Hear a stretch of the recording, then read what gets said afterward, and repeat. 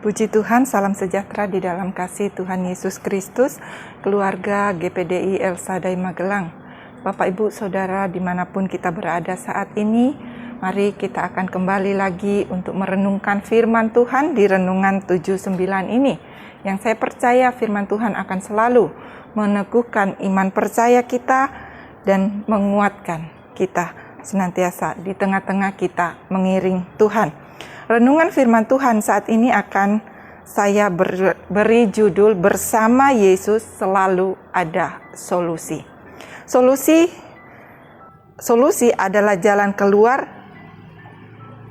atau hasil akhir yang diinginkan oleh seseorang di setiap masalah yang dihadapinya.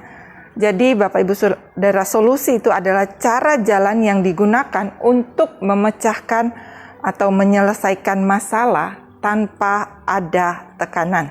Nah, saat ini kita akan melihat dari firman Tuhan yang akan kita renungkan bersama-sama di dalam Injil Matius pasalnya yang ke-8 ayatnya yang ke-23 sampai ayatnya yang ke-27 yang menjadi ayat renungan kita saat ini. Yang akan saya bacakan berkata demikian. Matius 8 ayatnya yang ke-23, lalu Yesus naik ke dalam perahu dan murid-muridnya pun mengikuti dia. Sekonyong-konyong mengamuklah angin ribut di danau itu, sehingga perahu itu ditimbus gelombang, tetapi Yesus tidur. Maka datanglah murid-muridnya membangunkan dia, katanya, "Tuhan, tolonglah, kita binasa." Ia berkata kepada mereka, "Mengapa kamu takut? Kamu yang kurang percaya." Lalu bangunlah Yesus menghardik angin dan danau itu. Maka danau itu menjadi teduh sekali. Dan heranlah orang-orang itu. Katanya, apakah dia sehingga angin dan danau pun taat kepadanya? Puji Tuhan, Bapak Ibu Saudara yang kekasih di dalam Tuhan. Setiap manusia pasti mengalami yang namanya persoalan atau masalah dalam hidupnya. Dan itu tidak terkecuali bagi orang-orang yang hidup di dalam Tuhan, termasuk kita semua sebagai orang-orang yang percaya kepada Tuhan. Kalau kita tidak terlepas dari masalah pada saat kita berjalan bersama Tuhan sekalipun. Karena masalah itu bisa terjadi secara tiba-tiba. Sebagaimana yang dialami oleh murid-murid Yesus di sini, seperti yang dicatat dalam kitab Matius pasal yang ke-8 ayatnya yang ke-23 ini. Nah, Bapak Ibu Saudara, pada saat mereka akan menyeberangi sebuah danau, dan ketika mereka berada dalam perahu bersama dengan Yesus, dikatakan sekonyong-konyong, ayatnya yang ke-24, sekonyong-konyong mengamuklah angin ribut di danau itu sehingga perahu itu ditimpas gelombang, tetapi Yesus tidur. Di tengah-tengah perjalanan mereka dan bersama dengan Yesus, dikatakan di sini secara tiba-tiba mereka diterpah oleh angin danau. Angin danau, Bapak Ibu Saudara, itu sangat mengerikan. Saya sendiri pernah mengalami dan setiap kali kalau saya naik perahu, karena di daerah kami ada danau, setiap kali saya diajak naik perahu, saya pasti akan ketakutan karena angin danau itu kalau membuat perahu kita bergelombang itu sangat mengerikan, Bapak Ibu Saudara. Dan di sini kita dapat melihat bagaimana keadaan murid-murid saat itu ketika mereka bersama-sama dengan Yesus berada di atas perahu dan diterpah oleh angin tiba-tiba dengan satu gelombang yang menerpah perahu mereka. Dan di sini kita dapat melihat, Bapak Ibu Saudara, Yesus tertidur dengan pulas, tetapi murid-muridnya dalam keadaan ketakutan dan panik. Sehingga apa? Sehingga mereka berseru kepada Tuhan, memanggil Tuhan, tolonglah. Mereka membangunkan Yesus dan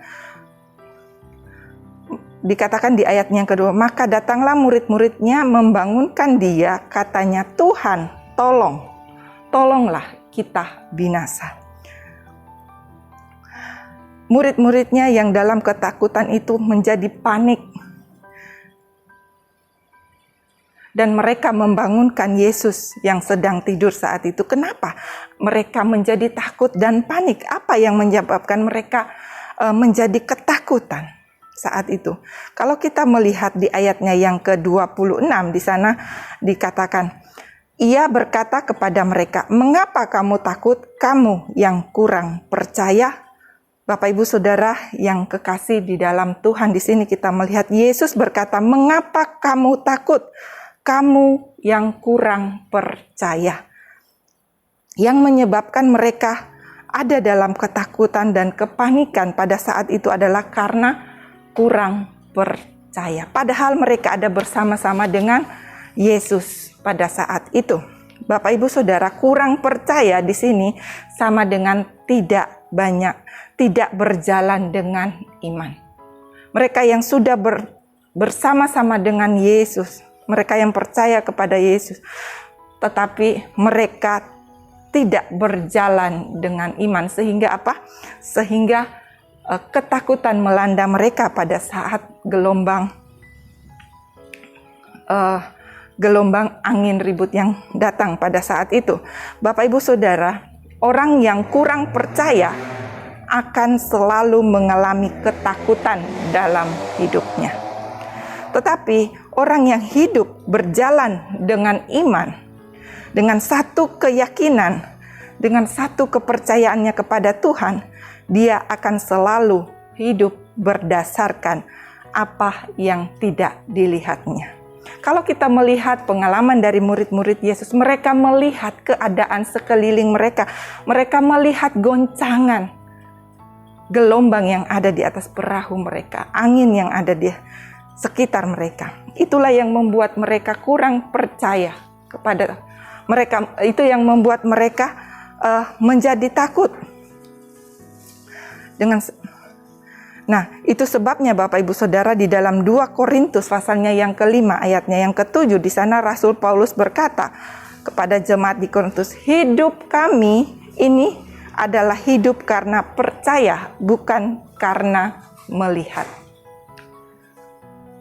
Dalam menjalani hidup ini di tengah-tengah pengiringan kita kepada Tuhan, mari Bapak Ibu Saudara, kita mau tetap percayakan hidup kita sepenuhnya kepada Tuhan. Kita mau senantiasa berjalan di dalam iman kita pada Tuhan. Menghadapi hari-hari yang sulit ini tanpa iman yang sungguh-sungguh kepada Tuhan,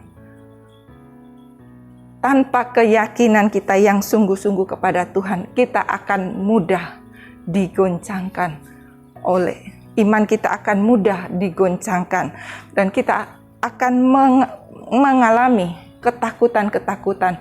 Tetapi Bapak Ibu Saudara, di dalam Tuhan itu selalu ada solusi. Seperti judul dari renungan saat ini, ketika kita datang kepada Tuhan dengan sepenuh hati, kita memanggil nama Tuhan, kita berseru kepada Tuhan, maka di sana akan ada solusi, akan ada jalan keluar buat kita. Itu sebabnya Bapak Ibu Saudara, mari kita mau terus pandang kepada Tuhan.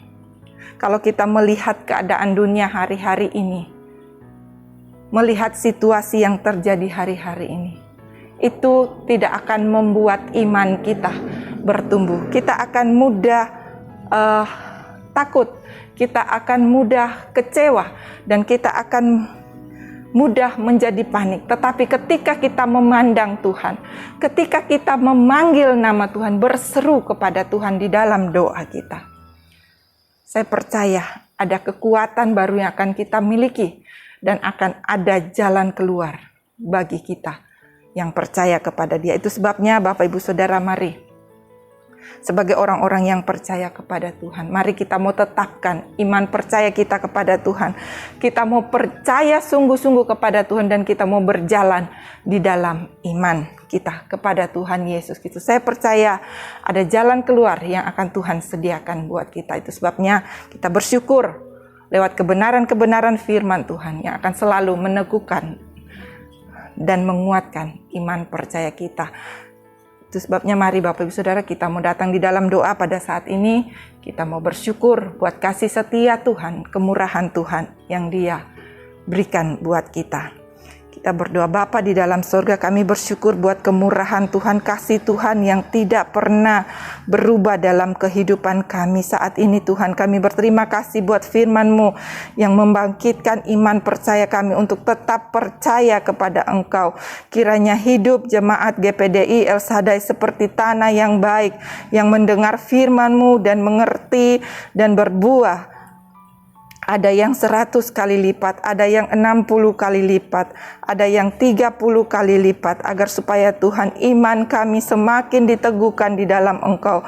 Bawa kami terus Tuhan untuk lebih dekat lagi, untuk lebih percaya sungguh kepada kasih setia dan kemurahan keselamatan yang akan Tuhan berikan dalam kehidupan kami. Terpujilah nama-Mu Bapa, kami mengucap syukur di dalam nama Tuhan Yesus Kristus. Haleluya.